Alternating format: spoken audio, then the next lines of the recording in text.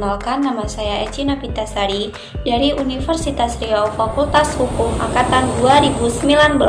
Di sini saya akan membahas yang hampir sering terjadi di Indonesia.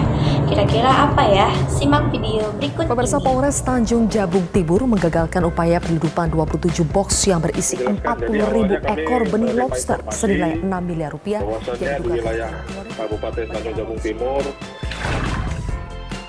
Cuplikan video kasus yang kalian tonton tadi, kalian bisa lihat bahwa di Indonesia sering terjadi permasalahan ekonomi.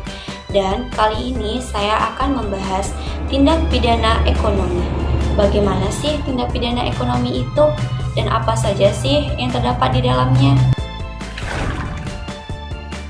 Nah, yang pertama, tindak pidana ekonomi itu merupakan tindak pidana khusus karena aparat penegak hukum dan pengadilannya adalah khusus dari tindak pidana ekonomi. Misalnya, jaksanya harus jaksa ekonomi, panitranya harus panitra ekonomi, dan hakim juga harus hakim ekonomi. Demikian juga dengan pengadilannya harus pengadilan ekonomi. Menurut Andi Hamzah, kekhususan yang melekat pada tindak pidana ekonomi yaitu yang pertama, peraturan tindak pidana ekonomi bersifat elastis dan mudah berubah. Yang kedua, perluasan subjek hukum pidana. Yang ketiga, percobaan dan membantu melakukan pada delik ekonomi. Sistem peradilan tindak pidana ekonomi juga mengenal mekanisme penyelesaian di luar acara, yakni khusus untuk kasus tindak pidana penyelundupan.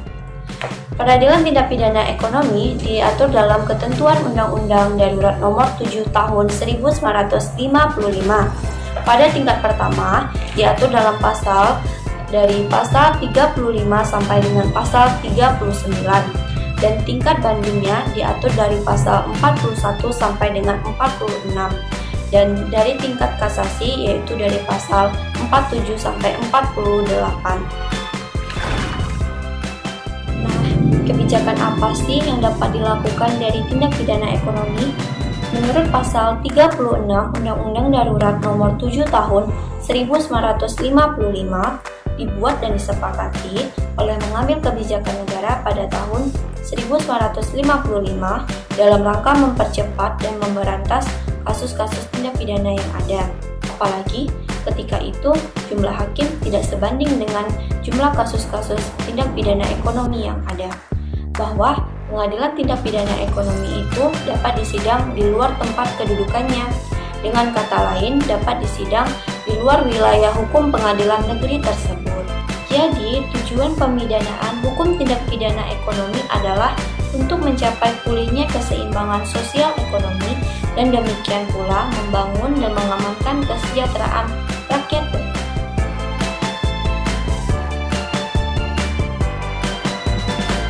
Sekian video dari saya. Thank you for watching.